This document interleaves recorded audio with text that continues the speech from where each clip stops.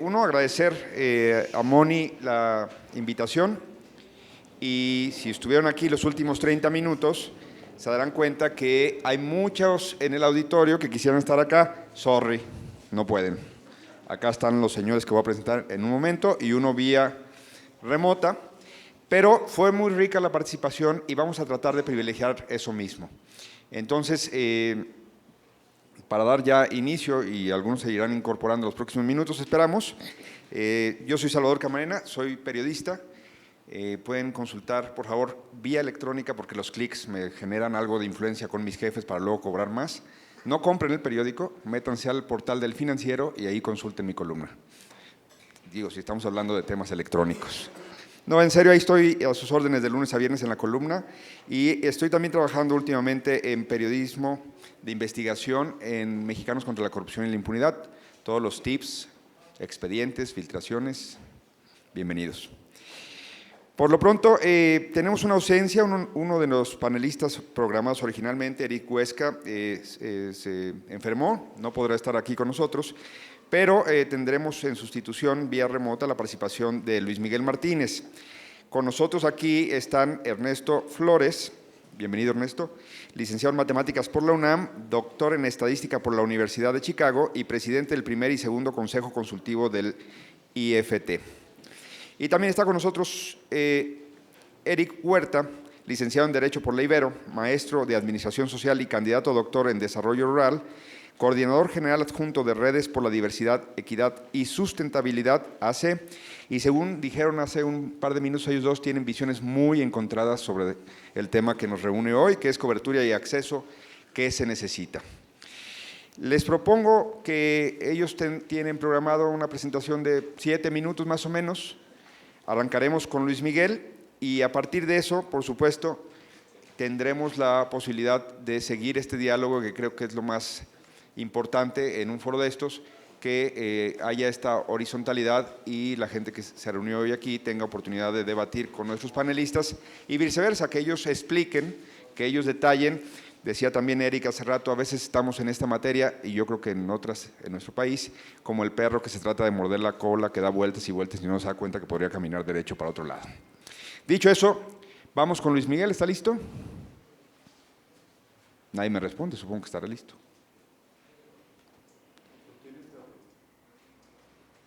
¿Alguien tiene que hacer algo para que Luis Miguel aparezca? Hola, ¿qué tal?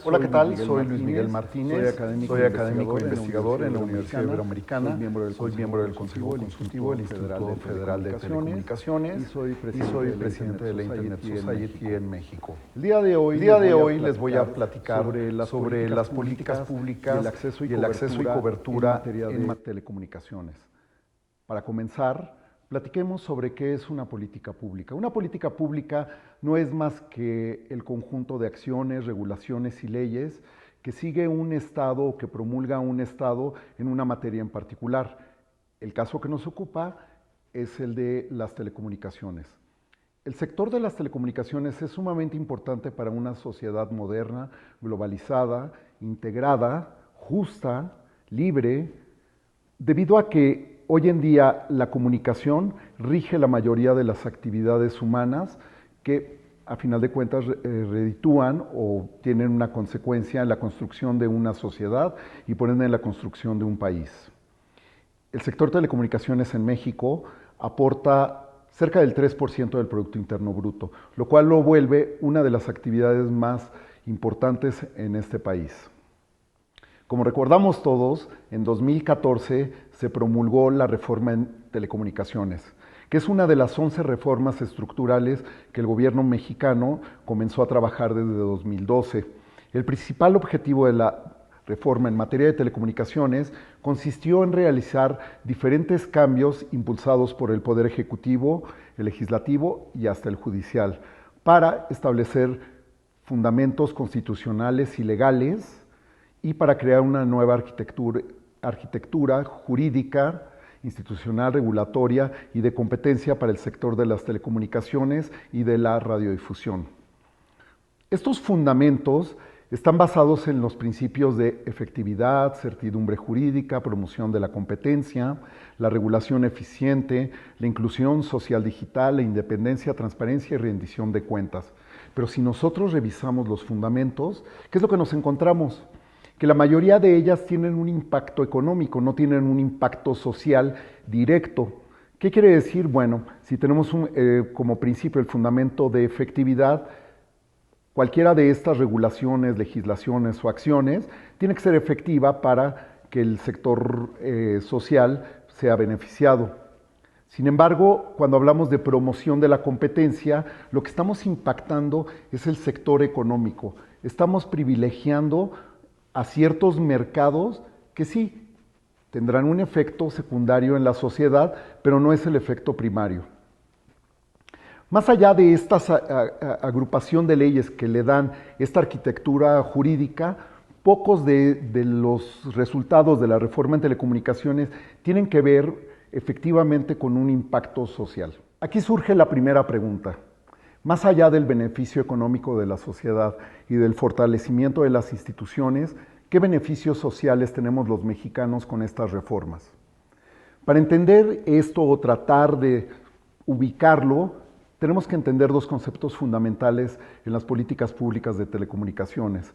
Lo primero, lo que se conoce como la cobertura universal, o sea, el acceso de la población en general a los servicios de telecomunicaciones, bajo tres condiciones, que son disponibilidad, asequibilidad y accesibilidad. ¿Qué quiere decir esto? Lo que está disponible, lo que puede conseguirse y a lo que se tiene acceso.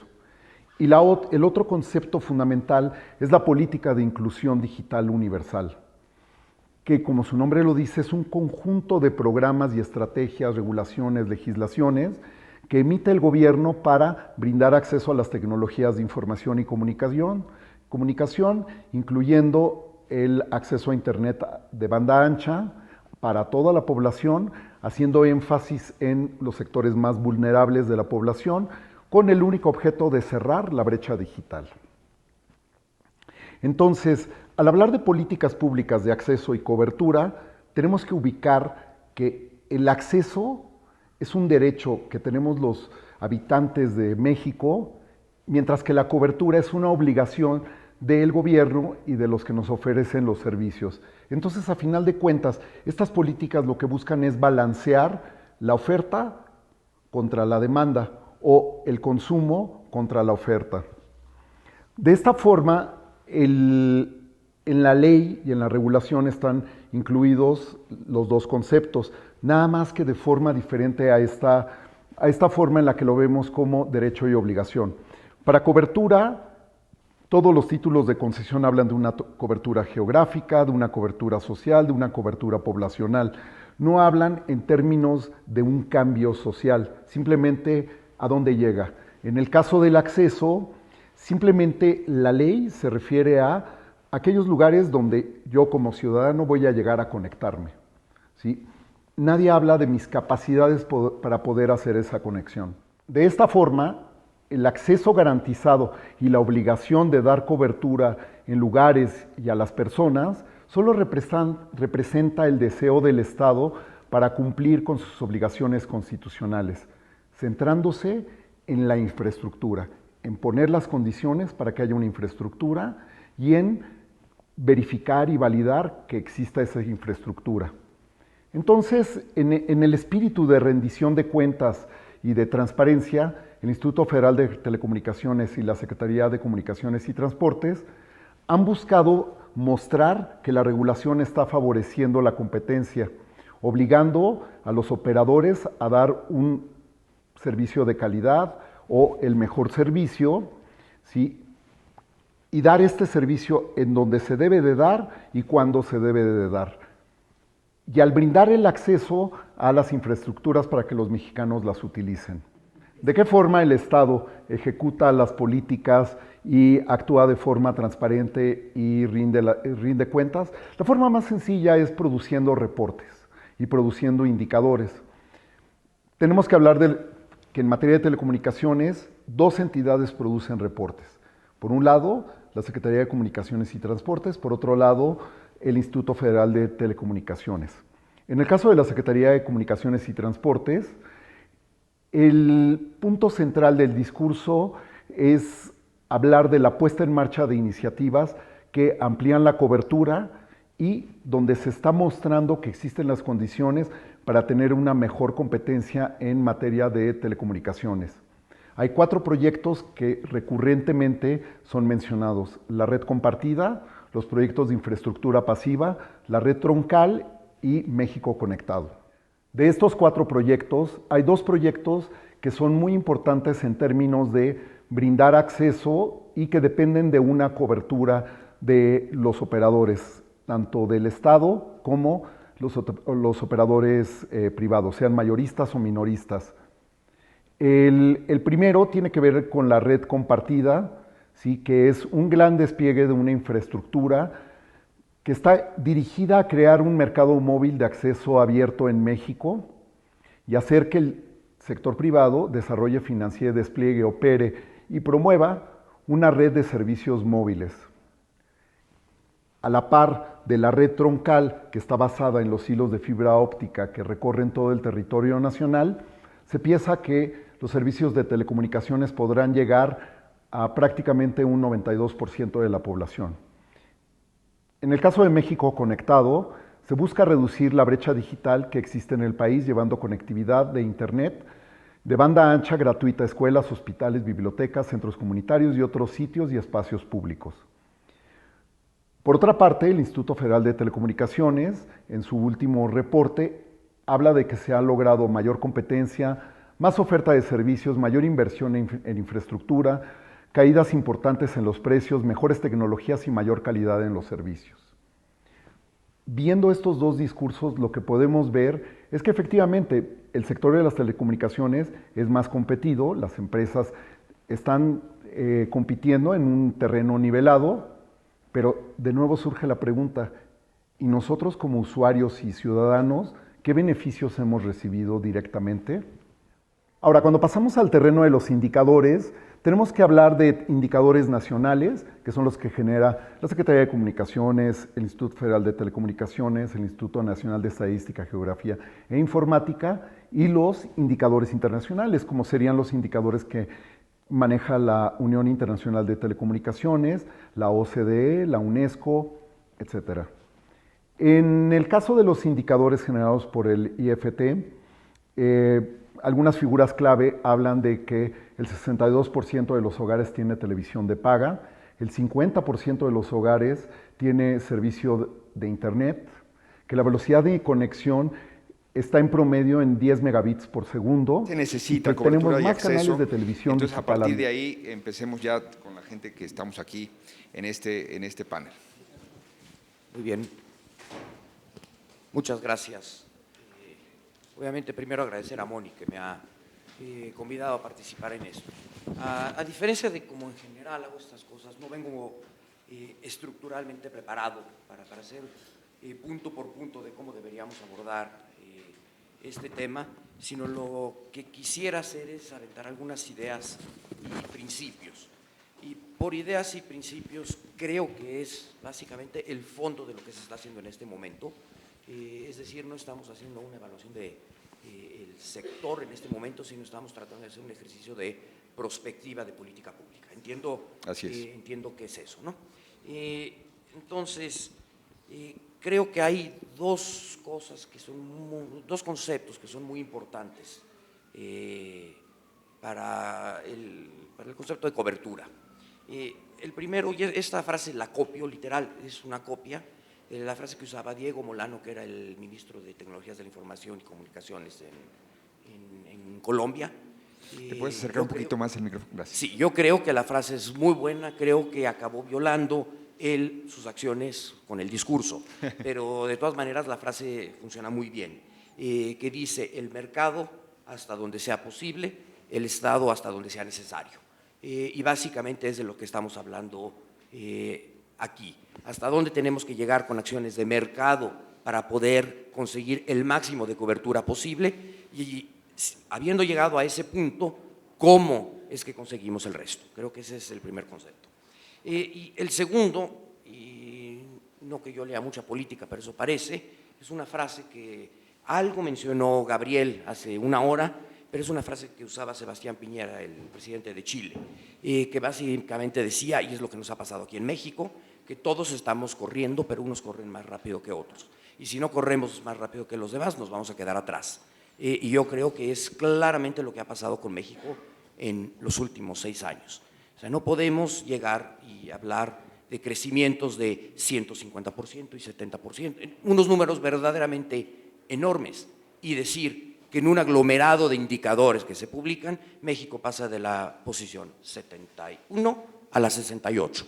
Esos son 6 años de política pública. Yo creo que no. Yo creo que eso claramente dice que la política implementada en México históricamente y claramente cambiada en los últimos 6 años ha sido un verdadero fracaso. Perdón que lo ponga así, pero es realmente en donde estamos, ¿no? Nos gusta mucho hablar de números absolutos, pero realmente lo que tenemos que ver son puros números relativos, cómo se está moviendo México con respecto al resto del mundo. Y aquí utilizo, no los traigo, pero creo que sí los pueden consultar, los tengo publicados y los voy a volver a publicar actualizados, pero básicamente en términos relativos, México no solo ha retrocedido en el sector de telecomunicaciones. Eso quiere decir en penetración de cualquiera de los servicios, banda ancha fija, banda ancha móvil, telefonía fija, telefonía móvil, o bien en el uso, el número de usuarios de Internet. No importa cuál medida estemos utilizando, México está retrocediendo de manera relativa, a pesar de que estamos avanzando de manera absoluta. Y creo que el número que muestra que eso es lo que está pasando es uno que mostró el presidente del Instituto Federal de Telecomunicaciones, que dice que 30% de los hogares no tienen acceso a ningún servicio de telecomunicaciones. En 2013, durante la formulación del Plan Nacional de Desarrollo, me tocó participar y recuerdo haber hablado de 2 cosas, un diagnóstico y luego un poco de la reforma que estaba siendo discutida. En cuanto a diagnóstico, yo recuerdo perfectamente bien haber mencionado, a pesar de que estamos hablando de que tenemos una penetración de telefonía móvil de 85%, lo que hay que medir es cuántas personas realmente están accediendo. Punto. Ya no estoy midiendo si banda ancha o telefonía, básicamente tienen acceso, porque la primera gran barrera es el acceso, ¿okay? Y teníamos que 68% de la población era el número el número que teníamos de penetración de usuarios únicos. Si de 68 pasamos a 70, entiendo que medíamos personas, ahora me están midiendo hogares, pero el número no es muy diferente, o sea, no cambia tanto el número de personas por hogar a lo largo de la República. A ver, 2 puntos, haber aumentado 2 puntos en 6 años de política, claramente tenemos un problema. Ahora, con respecto a la reforma, y ha sido parte del fondo de todo lo que se ha hablado, yo creía, y creo que sigue siendo más o menos así, la reforma tenía 2 grandes patas. Una era una pata o un pilar institucional, que yo creo que para cómo se mueve México ha sido un gran éxito el haber creado un órgano autónomo con todos los defectos y todos los problemas que ha tenido, pero el concepto parece estarse moviendo en la dirección correcta. Y por el otro era un pilar de competencia. El pilar de competencia estaba basado en 2 conceptos. En la creación de un nuevo concepto económico en la literatura, que es el de preponderante, que aunque estaba correcto en el momento que se hizo la reforma, se violó el espíritu de la reforma en la implementación, en la redacción de la ley. Básicamente era un fast track para declarar dominantes a los que no se les había podido declarar dominantes, y estaba como transitorio. Después fue generado un concepto permanente en la ley que va más allá del concepto de dominancia, ¿no? Que genera incentivos perversos. Pero el otro concepto para promover la competencia que estaba siendo tocado en la reforma era la creación de las redes de las que han hablado aquí mucho, que era básicamente una manera nueva de intervención del Estado en el desarrollo de infraestructura. Y se crearon el concepto de la red compartida, el concepto de la red troncal. Si lo vemos a 6 meses de tener elecciones o a 1 año de estar cambiando de gobierno, poco éxito creo que se puede demostrar, porque básicamente esas dos redes no están ahí, con conceptos bastante desvirtuados, ¿no? Pero entonces, eso es en haciendo un poco de dónde estamos en este momento, pero la pregunta es hacia dónde vamos hacia adelante. Y entonces, utilizando lo primero que dije, que es básicamente, aunque puede ser gris, se puede estimar un punto en donde el mercado consigue llegar y luego el resto. Ese punto, que es, no importa, por decir, es un indicador P de penetración hacia donde podamos llegar, ¿no? Para simplificar esto desde el punto de vista académico. Esa P lo que queremos es que sea lo mayor, la mayor posible, la penetración máxima a la que se puede llegar con acciones de mercado. Y eso quiere decir que todo el sector público debería abocarse a que las redes se dieran solas dentro de un contexto de mercado. Eso quiere decir eliminar al máximo todas las barreras posibles de entrada, de operación y de salida, ¿okay? Y quiero decir, de entrada tiene que ser fácil que alguien pueda, yo quiero dar servicios, que los dé. Eso ha mejorado sustancialmente en los últimos años. Hoy ya estamos hablando de concesiones únicas y no hablamos de concesión única por concesionario. Todas las concesiones eran diferentes. Eso no tiene ni pies ni cabeza, ¿no? Dos minutos, ¿no? Luego, barreras de operación. Y tocaron, y ahí podemos expandirnos todo lo que sea, pero el concepto de derechos, por ejemplo, es una alta barrera a la operación. Y luego, la barrera de salida. Traten ustedes de, teniendo una operación de telecomunicaciones, decir, ya no quiero estar aquí porque quebré, o porque ya me cansé, o porque estoy viejito. No se puede salir. Es básicamente imposible. Entonces, la política pública debería estar tratando de eliminar al máximo todas estas barreras y generar condiciones de operación lo más baratas posibles, de tal manera que esa P de penetración que se puede llegar con el mercado es lo más grande posible. Y ahora la pregunta que sigue es, después de la P, y entonces, ¿qué es lo que tenemos que hacer? Yo creo que nadie ha encontrado la respuesta, y me refiero a nadie en el mundo. Las respuestas que se han encontrado son las más obvias, que son las más caras, es a la que Edgar Olvera se refirió como no tenemos el dinero para hacerlo. Estados Unidos inventó esto, de hecho el concepto de servicio universal es un concepto de los 30, antes de los 30, que inventó AT&T, básicamente diciéndole al Estado, dame el monopolio y yo llevo la red a donde sea, pero es dame el monopolio. Ahí era un incentivo económico de extracción de rentas brutal. No era, ellos no estaban preocupados por llevar la red a la mitad de Idaho, ¿no? Estaban preocupados para ver cómo ganan más dinero y crearon el concepto de monopolio en telecomunicaciones. Básicamente fue de ahí. Y es un sistema perverso que continúa en 2017 con todas las distorsiones del mundo, generando maquinitas de hacer dinero justo por problemas, por distorsiones económicas regulatorias. Y que de hecho, si todas estas políticas, más allá de la P de mercado que hacemos, no se implementan correctamente, lo que causan son distorsiones. Por ejemplo, la red compartida yo creo que va a ser una de las grandes distorsiones en las telecomunicaciones en México. Primero porque no pagó por el espectro, no va a pagar casi nada por el espectro hacia adelante, y como aberración de política pública, yo creo que el pasar la determinación de cobertura mínima, que es un número, una preocupación del Estado, se la pasamos a un privado. Yo creo que está equivocado, pero bueno, ya en las preguntas continuaremos. Iremos a otros. Gracias, Ernesto. Eric, tu turno, a los 8 minutos escucharás esto y 2 minutos para cerrar. Bueno, pues yo decía que cuando empezamos que Ernesto y yo siempre tenemos posturas divergentes, pero en realidad no es así, sino que simplemente el enfoque o los enfoques que vamos dando son, yo creo que más bien complementarios. Yo quisiera empezar con este principio que señaló, que me parece muy bueno, lo que decía Molano, ¿no? El mercado hasta donde alcance, el Estado donde sea necesario. Es decir, pero la cuestión de esto es más que nada una pregunta: ¿hasta dónde llega el mercado? ¿Hasta dónde debe ser la participación del Estado? ¿Dónde es necesaria? En el tema de cobertura hemos venido repitiendo muchos errores, ¿no? Y entonces este rollo de los fondos de servicio universal lo traemos desde no sé cuándo, los venimos repitiendo, los venimos armando. No es que sean mala idea, sino que hay que ver cómo los transformamos o cómo los rediseñamos estos. Tradicionalmente, el tema de la cobertura se ha tratado de dos maneras.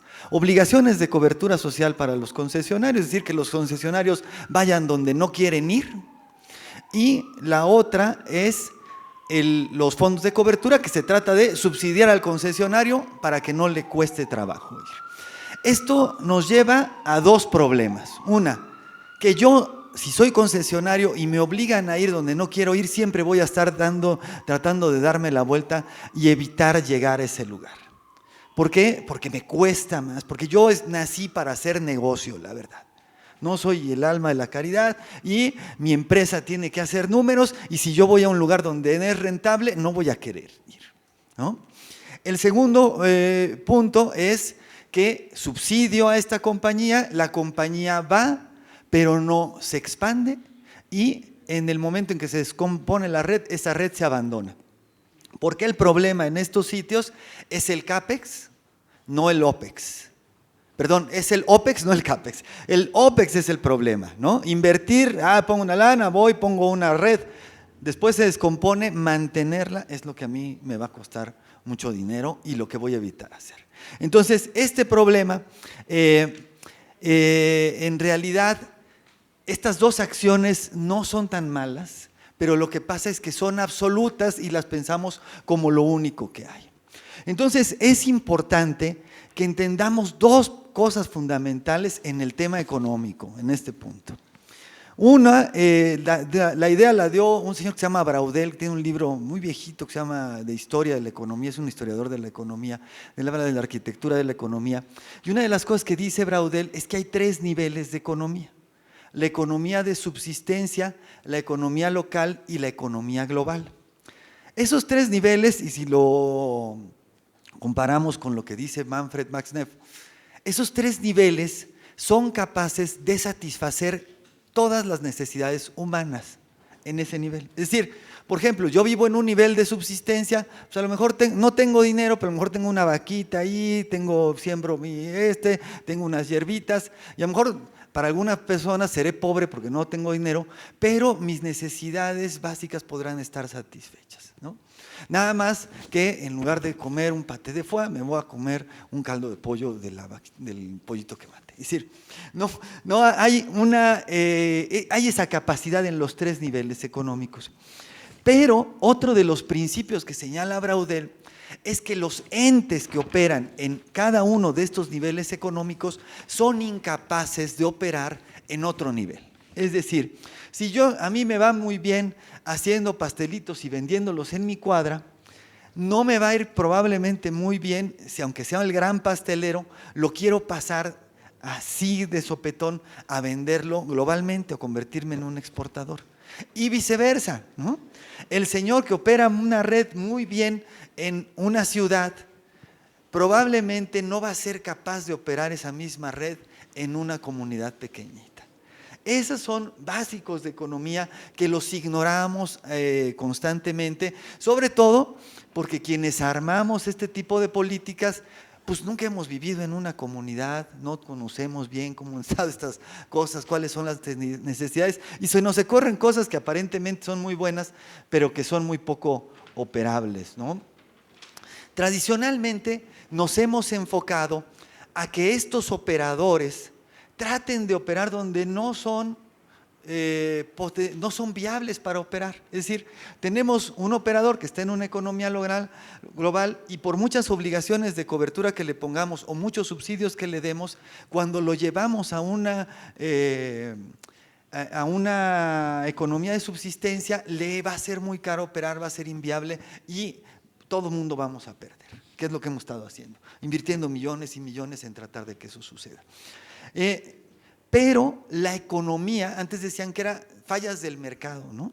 Pero no, la falla es de nosotros que no entendemos los mercados. Es decir, existen mercados que son de subsistencia, donde tienen agentes, donde tienen entidades específicas, y existen mercados que son locales y existen mercados que son globales. Es decir, ¿cuáles son estos niveles? Por ejemplo, Unas comunidades de menos de 5,000 habitantes, pues son comunidades pequeñitas donde es difícil que haya un operador, pero puede haber un operador local que las atienda, ¿no? En el caso, por ejemplo, de Oaxaca, hay un montón de pequeños ISPs que van desde concesionarios pequeños hasta un señor en su camioneta que tiene ahí en su casa, compró varias conexiones de internet y las manda por Wi-Fi a unas comunidades y ahí las reparte. Es decir, y para ellos, pues a lo mejor ganan 5,000 pesos por pueblito, pero ya 10 pueblitos son 20,000 pesos. Para ellos es una utilidad adecuada, pero 20,000 pesos para Telmex o para Movistar, pues realmente es algo que no les interesaría.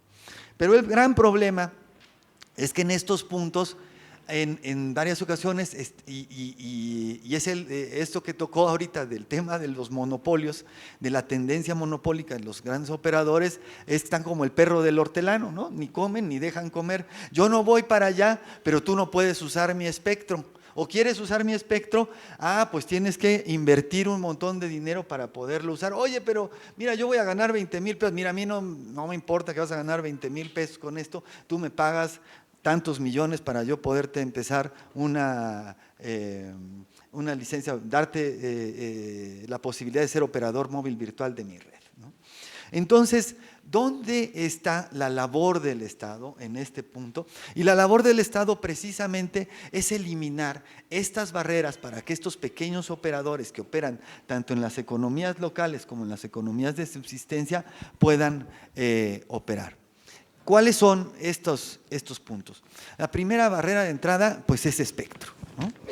Es decir, tenemos que crear en la regulación mecanismos para que pueda ser fácil acceder a este espectro, primero el espectro no utilizado.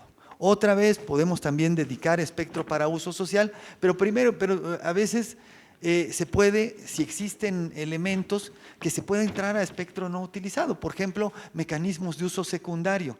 Hasta ahora la única regulación que existe para uso secundario es para uso privado. Tenemos que ver cómo pueden acceder a espectro de manera compartida y de manera rápida estos otros pequeños operadores. Si el operador no lo está utilizando,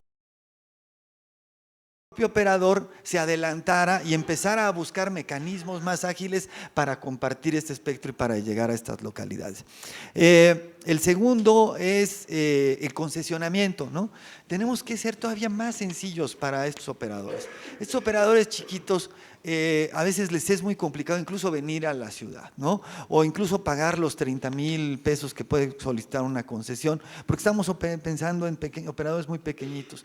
Como en España, un registro, eso sería muy útil en aquellos que no utilizan espectro licenciado. El acceso a la fibra, en ese caso, probablemente la red troncal pueda jugar un papel importante. El tema de la red compartida, yo tengo mis dudas. Yo creo que una red de operadores no debería de llevar un operador. Es decir, se pudo haber manejado más bien la infraestructura, el espectro, de manera que quien quisiera lo pudiera ir construyendo con un esquema de compatibilidad, como hay modelos como Gifinet en España, que tienen eso. Pero el otro punto que nos hemos olvidado y es muy importante, el desarrollo de la capacidad técnica y el desarrollo de programadores en software libre y en hardware libre. El gobierno ha dejado de invertir en esos temas y todas estas localidades o estas comunidades son incapaces de adquirir muchos equipos que son licenciados porque son muy caros. Por ejemplo, nosotros ahora con la red de telecomunicaciones indígenas comunitarias, una de las barreras más importantes en la expansión es que no tenemos técnicos. Que los pocos técnicos que están preparados en telefonía celular, pues están en las compañías y el software libre que nosotros manejamos, pues tenemos que traer gente de Alemania, de España, hackers que están por allá. Pero cuando nos vamos a Brasil, ahí hay un montón de gente. Es decir, si nosotros estuviéramos en Brasil, podría ser mucho más fácil. Entonces, el tema es, en este punto, pensar en aquello que requieren este tipo de redes, ver cuáles son sus necesidades y tratar de habilitarlas. Y el gobierno puede ser un excelente habilitador en estos temas. Ernesto y Eric, ambos han de alguna manera hablado de las barreras de entrada, incluso de las barreras de salida. Déjenme centrar en dos líneas la siguiente participación. ¿Qué les gusta? ¿Qué hemos hecho bien? ¿Qué hemos hecho mal? ¿Qué no les gusta? ¿Y qué no hemos hecho para lograr la cobertura y el acceso que deberíamos tener a estas alturas del partido? Dicho de otra manera, también, ¿cuáles son los focos rojos de la cobertura y el acceso? Para también ir aterrizando estos dos marcos que nos acaban de presentar. Vamos a dar 3 minutos para esta ronda. A ver, ¿cuánto hemos hecho de aumento de cobertura? Creo que no está. ¿Se oye bien? De cobertura, ¿se escucha? Con respecto a aumento de cobertura, realmente hemos hecho muy poco. Muy poco. Muy poco. Los números dicen eso. Lo que decías es que es un fracaso, pues.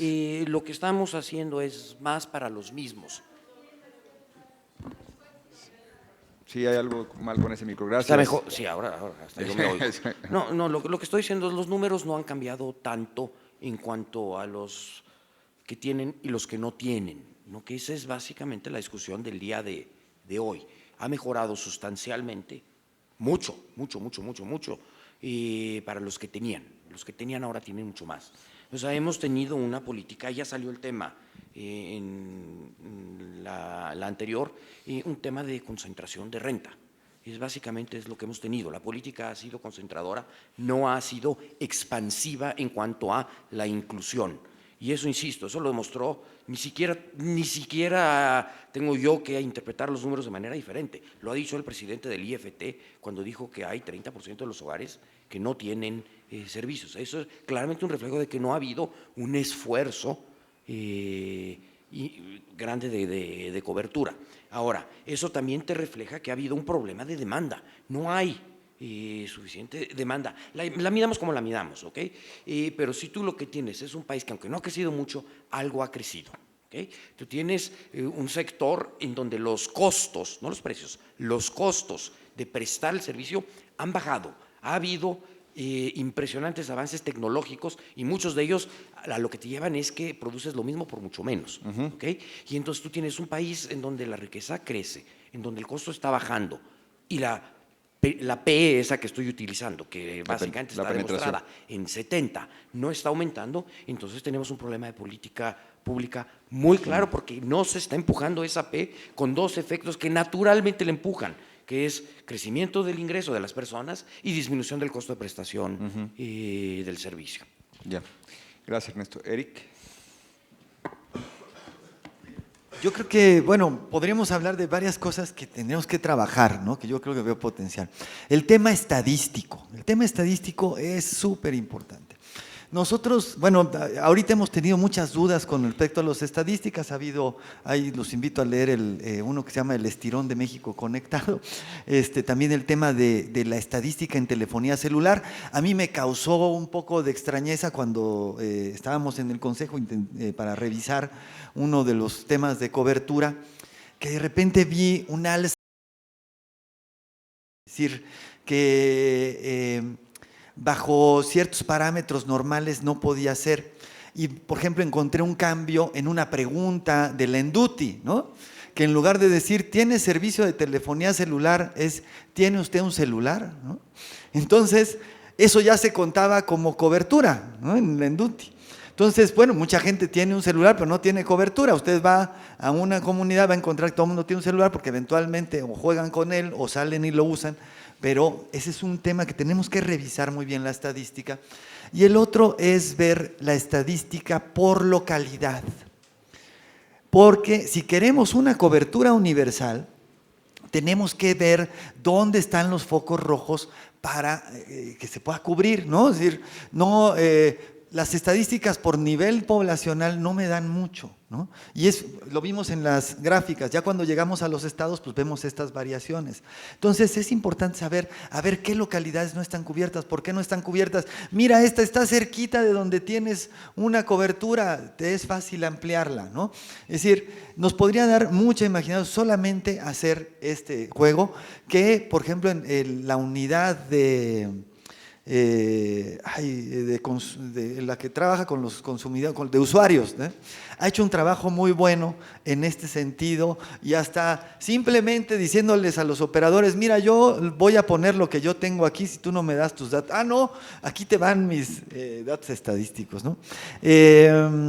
Las habilidades, o sea, nos hemos invertido muchísimo en generar habilidades para uso del Internet. Entonces, creemos que la gente necesita clases para usar el celular o para usar la computadora, ¿no? Y entonces le invertimos millones para eso, y en realidad la gente no necesita mucho para eso. Cuando tiene un dispositivo aprende a usarlo, pero lo que sí necesita es habilidades para el desarrollo, para mantener una red, para generar un enlace Wi-Fi, para operar una red en una localidad. Eso es lo que no tenemos en estas zonas y es importante lugar, y potenciar lo que hay. O sea, podemos, con tantos fondos que tenemos y tantos recursos, pues crear un fondo que potencie precisamente estas pequeños operadores y, por ejemplo, programas como el México Conectado, utilizar infraestructuras que ya están ahí, es decir, desarrollar a esos pequeños operadores ISP para que puedan llegar a estas localidades. Nada más un dato, por conectividad satelital se anda pagando más o menos como 4,000 pesos. En zonas rurales con pequeños ISPs se paga 500 pesos. Imagínense lo que podríamos hacer con todo ese recurso que nos estaría sobrando si ocupáramos estas localidades, estos operadores, ¿no? Rapidísimo, antes de pasar a la audiencia las preguntas. ¿Funciona México Conectado? Yo siempre que veo una cosa de esas, yo siempre pienso que es la mentira más grande con la que me topé ese día. Bueno, mire, yo creo que a mí me tocó estar a cargo del acceso a tecnologías de información de la Comisión de Pueblos Indígenas hace 10 años, ¿no? Y no ha cambiado mucho la situación. Y lo que veíamos cuando llegué, tenemos estos telecentros, pues ninguno funcionaba, ¿no? La comisión tenía 20 y ninguno funcionaba. Fui a ver los demás, tampoco funcionaban. Pero es un problema precisamente desde cómo se instala, ¿no? O sea, nosotros hicimos un experimento para cambiar las metodologías, ver cómo se instalaba. Y decir, si a la gente que está en la localidad no la involucras desde un principio, esa conectividad depende de fuera. Claro. Y que la gente de fuera llegue a estas localidades es tremendo. Entonces, no sé, en ese tiempo, no sé ahora porque estas estadísticas no se publican, pero cuando yo las he comentado coincide, normalmente el 60% de la red está sin uso o caída en este tipo de cosas a nivel internacional. Pero no es una falla de México Conectado, es una falla general de querer hacer este tipo de cosas de la misma manera, ¿no? ¿Algún comentario en ese sentido, Ernesto? Pero se podría potenciar, o sea, es algo que se podría utilizar. Las estadísticas que la SST publica son muy optimistas. Yo solo tengo un punto que es en la ciudad expandida, la zona metropolitana de Puebla, en donde requerimos, en una ONG en la que participo como miembro del consejo, que requerimos conectividad para poder implementar esto en las escuelas. El gobernador nos dio acceso a todas las escuelas, llegamos, implementamos donde se podía implementar el plan. La mitad de las escuelas de México Conectado no servían, ahí no pudimos instalarlo. Hay dos indicios de esto. Una pregunta, ¿se quedó gente de IFT que vi y escuché por ahí, o de SST? ¿Hay alguien aquí? Hola. Sí, la comisionada. La comisionada, ya no te había visto comisionada. Y había otro comisionado. Pero había más gente, ¿no? Bueno, me hubiera gustado que escucharan esto ambas delegaciones, pero el jefe manda. El otro día en Twitter había un mensaje en menos de 140 caracteres que decía: yo no tengo una pregunta, tengo un poema. A riesgo de que ustedes tengan comentarios, les pido que hagan preguntas. En la pregunta puede estar el comentario implícito, pero por favor seamos muy contundentes, muy 140 caracteres, para tener varias rondas y aprovechar el tiempo que Daniel Moreno nos robó y que vamos a tratar de recuperar. Aquí y aquí, y creo que vi atrás, bueno, aquí y aquí para empezar. Si se presentan es más rico también. Hola, Manuel Gómez Ortigosa. Creo y coincido mucho con lo que dices, Ernesto, de los números. Hay una fórmula que le funcionaría a nuestro país. México y las autoridades regulatorias son proempresarios y por lo tanto antiemprendedores. Todos esos operadores que están en los pueblitos y demás, a la hora que se enfrentan a pedir una concesión, tienen que contratar a alguien que haga un cabildeo. Los reguladores, no sé por qué, creen que tienen que calificar el plan de negocios. Entonces uno contrata a alguien que haga un plan de negocios que autoricen, lo cual suena a corrupción. Si el país lo transformáramos a ser proemprendedores y de ahí de cambio sería otro. Y la pregunta no hubo, ya ven, yo les decía. Pero es una buena participación. Gracias. Muy brevemente, Eric, mencionabas hace rato, digo, tienes una experiencia en materia de esta vinculación con grupos sensibles. Muy concretamente, ¿cuál sería, desde tu perspectiva, un plan de alfabetización, es decir, de formación a las tecnologías de información para la población sensible? Allá atrás hay otra, de una vez en esta ronda, por favor.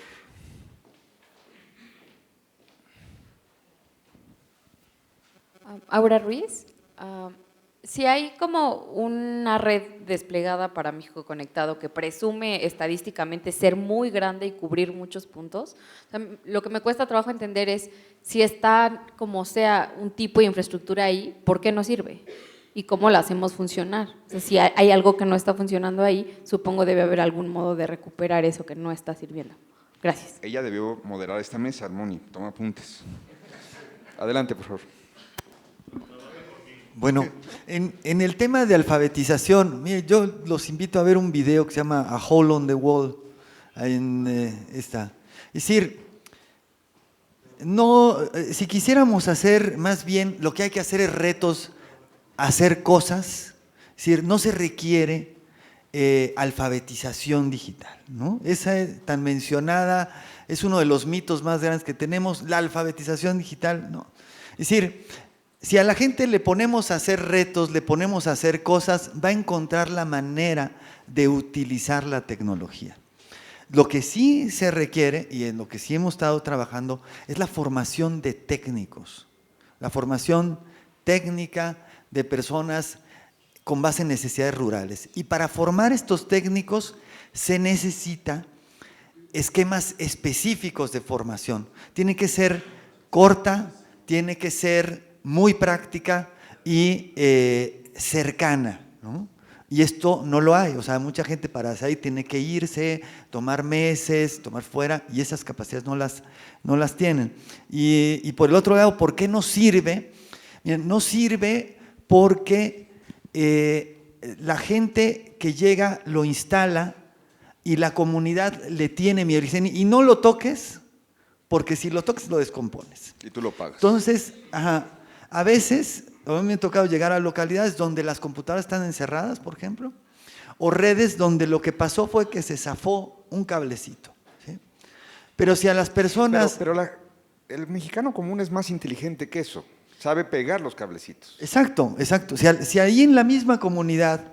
Bueno, ahí tenemos unos cuates, aprendieron ahí del internet y armaron toda una red con una salida satelital, una red wifi de la nada, y ahora desarmaron un coche y lo están volviendo a armar porque dicen que lo vieron en internet, también cómo se hace. O sea, la gente puede hacer las cosas, pero cuando se instala le dicen, mira, tú no toques aquí, aquí está y ya. Si se descompone, ustedes me llaman. Y entonces son fallas menores las que suceden ahí, pero como la gente no puede intervenir, no puede tocarlo, pues esas redes no hay quien las mantenga. Y el operador no va a ir. Yo iba a lugares como la Huichola, que teníamos que llegar en avioneta, ¿no? Y que son 16 horas en autobús. Es decir, no vas a pagar todo eso por ir a poner un cablecito. Entonces, es el enfoque con el que se está instalando, no se está permitiendo la participación de la gente en el mantenimiento de estas redes, y ese es el problema, ¿no? Perdón. Ernesto, la pregunta sobre todo de ahí atrás de ¿qué se necesita para que funcione? ¿Por qué no funciona? Pero que funcione, a mí no Pues le la entendí capacidad ahora. instalada, el buscar el acceso, la cobertura en su máxima posibilidades. Yo creo que perdón que lo ponga así, yo creo que es un problema verdaderamente complicado.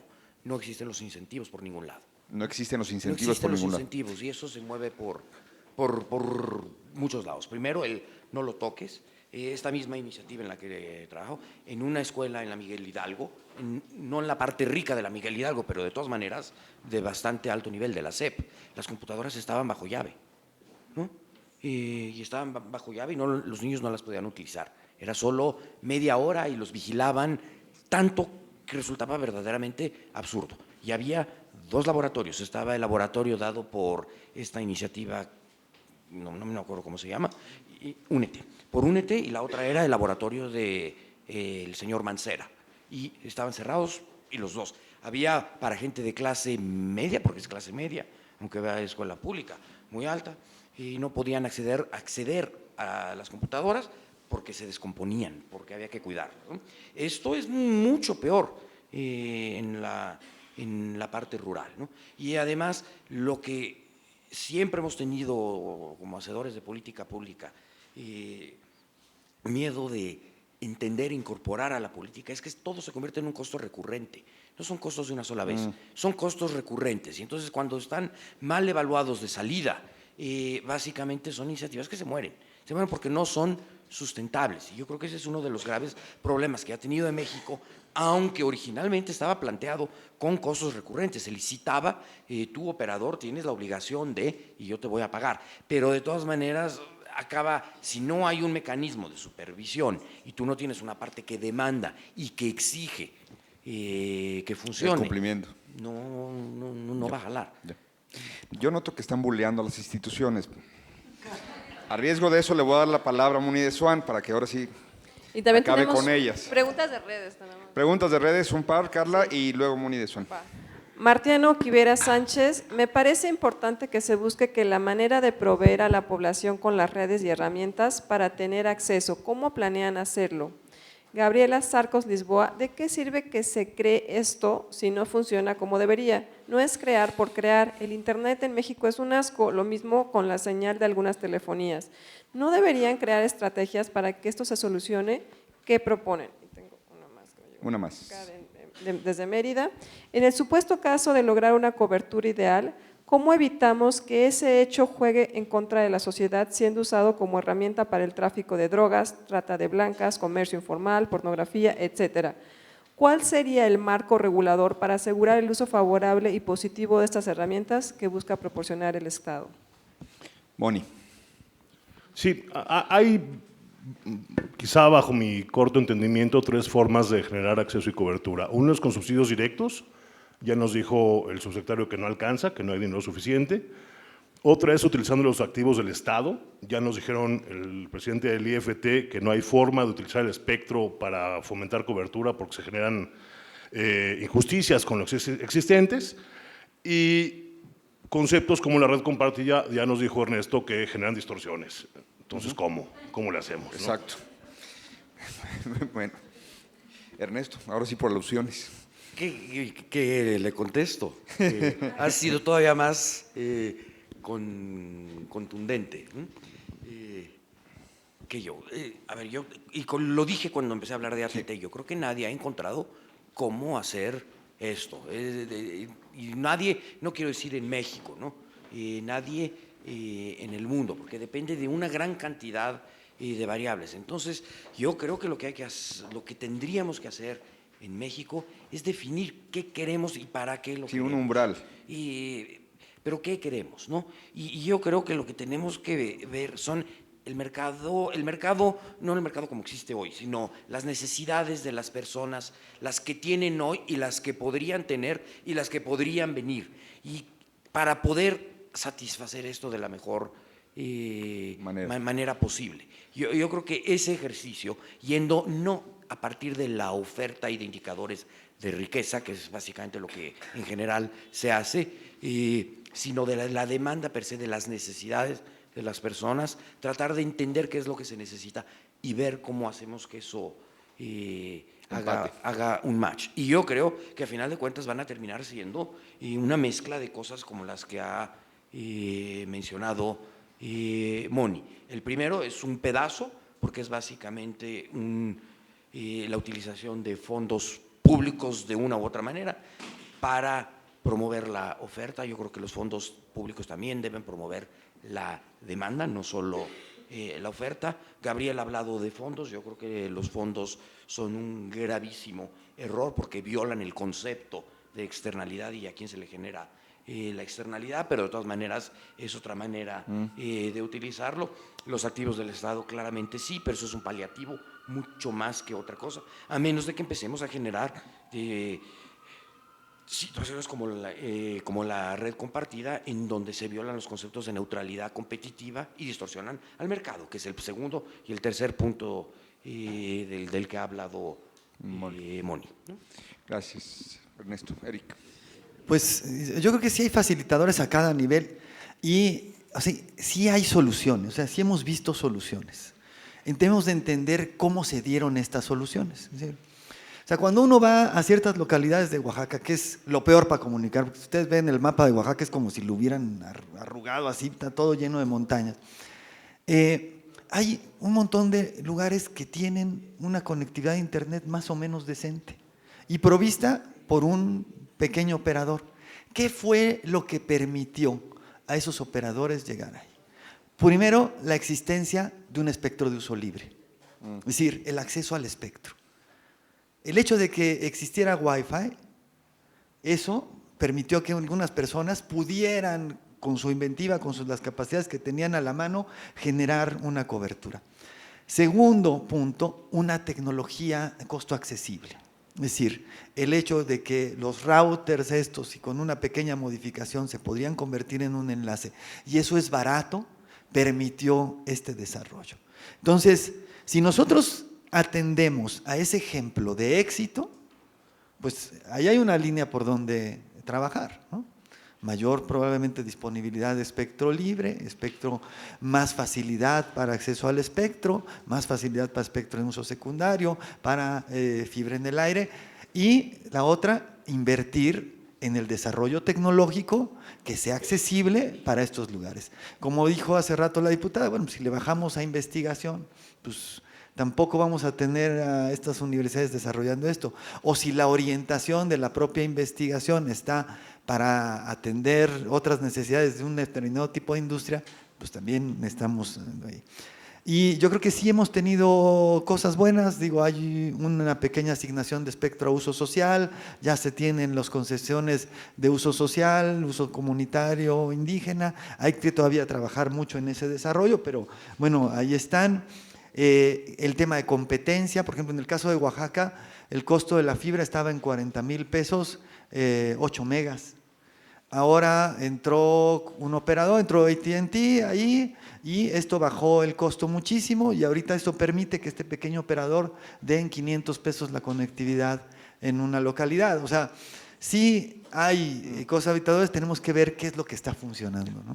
Con esta visión complementaria, como bien decían ambos, cerramos la mesa, agradeciendo a todos ustedes su atención y para tratar de recuperar el tiempo que Animal Político se robó en la primera mesa.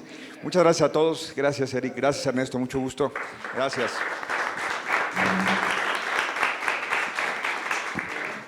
Senador, no hay coffee break, ¿puedes empezar? No se vayan, no hay coffee break.